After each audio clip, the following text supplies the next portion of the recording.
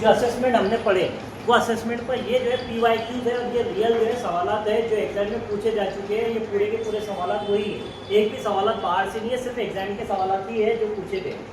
सबसे पहला, assessment in constructive classroom should focus on. Assessment में कंस्ट्रक्टिव क्लासरूम में असेसमेंट में किस चीज़ को फोकस करना चाहिए? रोड मेमोराइजेशन को फोकस करना चाहिए क्या? Learner understanding in applications? Yes. Repetition of textbook answers? Written test only? नहीं। तो जब भी जो है असेसमेंट में फोकस करना चाहिए वो किस चीज़ पर फोकस करना चाहिए?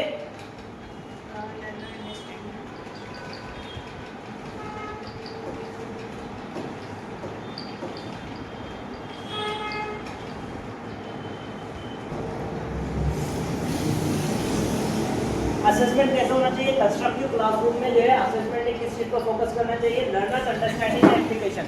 बच्चा कंसेप्ट को किस तरह समझता है। हमारा जो है असेसमेंट का मेन मकसद ये है। NEP 2020 क्या कहती है कि हमारा जो रोड लर्निंग के मुकाबले में हमको अटेंशन शिफ्ट करना है कंसेप्चुअल अंडरस्टैंडिंग पर कि बच्चा कैसे समझता है, इस वजह से। दूसरी बात है purpose of assessment. Purpose of formative assessment is, formative assessment का पर्पस क्या होना चाहिए? To grade student at the end of the term. Grade करना है क्या? नहीं। तो असाइन रैंक्स देना है क्या? To compare learners performance compare करना है क्या? नहीं। To monitor learning progress continuously. बच्चे के जो है प्रोग्रेस को कंटिन्यूअसली टीचिंग के दौरान मॉनिटर करना है, जहाँ पर उसको वीकनेस दिखता है उसको दुरुस्त करना है। यही जो है क्या है फॉर्मेटिव असेसमेंट का पर्पस है।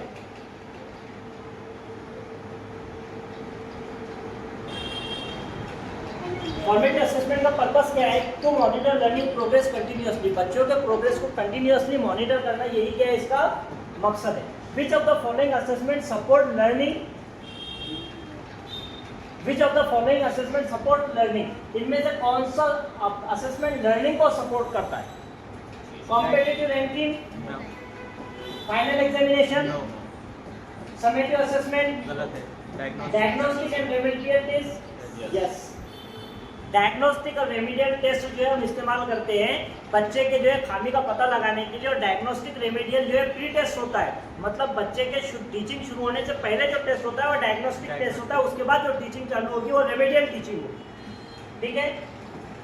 Continuous comprehensive evaluation CCE focus on, किस चीज पर फोकस करती है CCE? Academic achievement only? No, all round development of the child. इसमें दोनों चीजें आ गई, कोई स्कूलास्टिक और स्कूलास्टिक।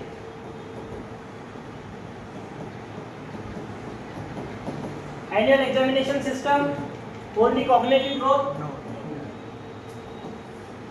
इन formative assessment the main emphasis is on. Formative assessment में मेन एम्फेसिस जो फोकस होता है वो किस चीज पर होता है? Feedback and improvement. ग्रेडिंग करना है? नहीं। रिपोर्टिंग करना है? किसको रिपोर्टिंग करेंगे और क्या करेंगे रिपोर्टिंग में? रैंकिंग देना है बच्चों को? नहीं देना है। Assessment for learning means, assessment for learning का मतलब क्या होता है? असेसमेंट फॉर लर्निंग का मकसद क्या होता है? फॉर सबसे पहला है of, assessment of learning, assessment for learning और assessment as learning. Using assessment support and guide learning. Testing at the end of the instruction, ये हो गया असेसमेंट ऑफ लर्निंग। ये क्या है? ऑफ लर्निंग है। Using assessment to support and guide learning. Yes. Using assessment to level student, level तो करना नहीं है बच्चों को। Assessment without feedback, without feedback का असेसमेंट का मतलब ही नहीं बन रहा है। NEP 2020 तो साफ बोलती है हमारे को असेसमेंट में फीडबैक देना है ताकि हम बच्चों की जो है वीकनेस को दूर कर सकें। Anecdotal record maintain by teachers are used to assess. Anecdotal record क्यों इस्तेमाल करता है टीचर, क्यों मेंटेन रखता है, किस वजह से? Behaviour and attitude. Behaviour and attitudes के लिए, यस। न्यूमेरिकल एबिलिटी के लिए, लैंग्वेज स्किल्स के लिए, एकेडमिक मार्क्स के लिए नहीं, बिहेवियर एंड एटीट्यूड्स के लिए। Diagnostic test is used to, diagnostic test क्यों इस्तेमाल होते हैं? Identify learning difficulties, grade students, compare learners और अवार्ड सर्टिफिकेट्स। नो, क्यों कहते हैं आइडेंटिफाई लर्निंग डिफिकल्टीज? इसी वजह से साल के शुरुआत में जो बेसलाइन टेस्ट होते हैं वो क्यों होते हैं?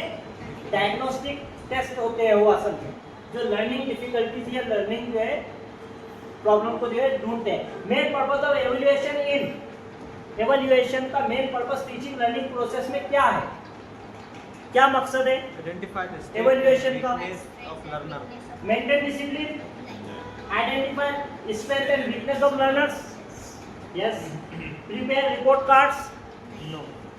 जज only performance, portfolio assessment helps in, portfolio assessment किस चीज में जो है हेल्प करता है,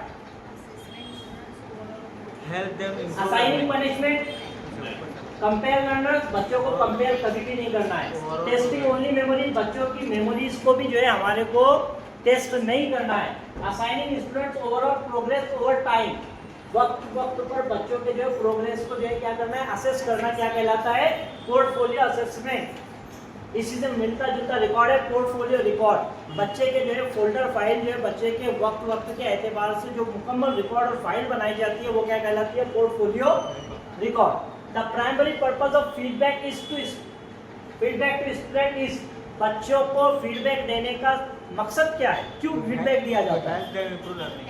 लेवल करना है हमको, नहीं. रिड्यूस टीचर वर्कलोड, टीचर की ज़्यादा अंदर होना है, नहीं.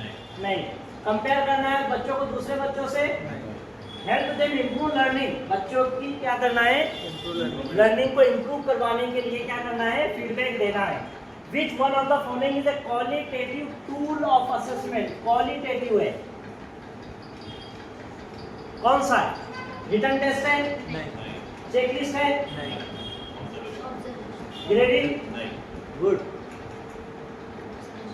Assessment as learning emphasizes, assessment as learning, हमने 3 असेसमेंट पढ़े थे पर्पस में, assessment for of learning, assessment for learning, assessment as learning. ये कौन सा असेसमेंट, Self. एज लर्निंग, मतलब क्या होगा, सेल्फ असेसमेंट, सबसे बेहतरीन असेसमेंट यही होता है। मेमोराइजेशन को फोकस करता है नहीं, कॉम्पिटिटिव परफॉर्मेंस को नहीं, टेस्टिंग मार्क्स को तो टेस्ट नहीं करना है, learning process, evaluation and reflection.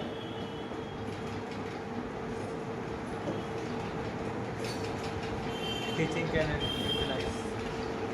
Teacher can utilise both assessment for learning and assessment of learning. ये जो ना ऑप्शन इस तरह जो है नीचे दिए गए, ये पहला है, हाँ. ये दूसरा, ये तीसरा और ये क्या है, चौथा। Teacher can utilise both assessment for learning and assessment of learning to. Teacher जो है दोनों असेसमेंट फॉर लर्निंग और असेसमेंट ऑफ लर्निंग जो है इस्तेमाल करता है, क्यों, बच्चों के प्रोग्रेस के लिए, बच्चे के प्रोग्रेस के लिए लर्निंग असेसमेंट फॉर लर्निंग कर सकता है लेकिन असेसमेंट ऑफ लर्निंग नहीं करेगा, क्योंकि असेसमेंट ऑफ लर्निंग लास्ट में होता है, तो प्रोग्रेस होगा नहीं। सिलेक्ट स्ट्रेटेजी, बच्चे के लिए जब जो है तुम दुरुस्ती नहीं कर सकते, वीकनेस दूर नहीं कर सकते, अपने जो है टीचिंग में कोई तब्दीली नहीं कर सकते, तो फिर स्ट्रेटेजी की जरूरत क्या है, सर्टिफिकेट देने के लिए नहीं। फिल लर्निंग गैप्स, बच्चों के लर्निंग गैप्स को फिल करने के लिए तुम क्या कर सकते हैं, दोनों एस्पेक्ट का इस्तेमाल कर सकते हैं, चौथे वाला सही होगा। Which one of the following is not related to continuous comprehensive evaluation? ये जो है ना 15 नंबर का सवाल जो है कट कर दो, कि उसमें ऑप्शन नहीं दिखाई दे। 16 primary objective of assessment should be, understanding calculative, assessment का प्राइमरी मकसद क्या होना चाहिए, अंडरस्टैंडिंग चिल्ड्रन, रैंक करना है उनको, नहीं. लेबल करना है, नहीं. मार्किंग करना है, नहीं. understanding children's clarity and confusion. Assessment is an important component of teaching learning process because it assessment जो है teaching learning process का बहुत important aspect है, क्यों, वो लेबल नहीं करता है जितना उसकी, वो जो है असाइन करता है रैंक्स, वो जो है help in making seating plans में मदद करता है, help the teacher to find out children's learning difficulties, बच्चों के लर्निंग डिफिकल्टीज को फाइंड करने में, ढूंढने में और उसको दुरुस्त करने में क्या करता है, टीचर की मदद करता है। The purpose of diagnostic evaluation is, diagnostic evaluation का मकसद क्या है, पर्पस क्या है, identify the learning gaps and plan implementation, plan remediation, good. A teacher provides feedback to students during classroom discussion is engaging in, but teacher जो है feedback provide करता है स्टूडेंट्स को ड्यूरिंग क्लासरूम के दौरान डिस्कशन में।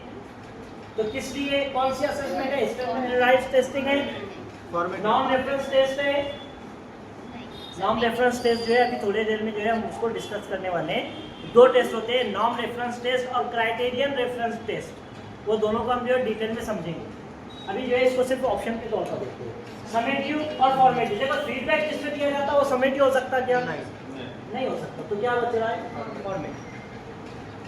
और लास्ट सवाल, continuous and comprehensive evaluation CCE primarily emphasises monitoring and holistic assessment of learning. Good. ये जितने सवाल 20 है ये पूरे के पूरे सिर्फ और सिर्फ सवाल वही है जो एग्जाम में पूछे जा चुके हैं। बाहर से एक भी सवाल इस पर जो है असेसमेंट पर नहीं है। इसमें पूरे सवाल वही है जो है पूछे गए एग्जाम में, वही है।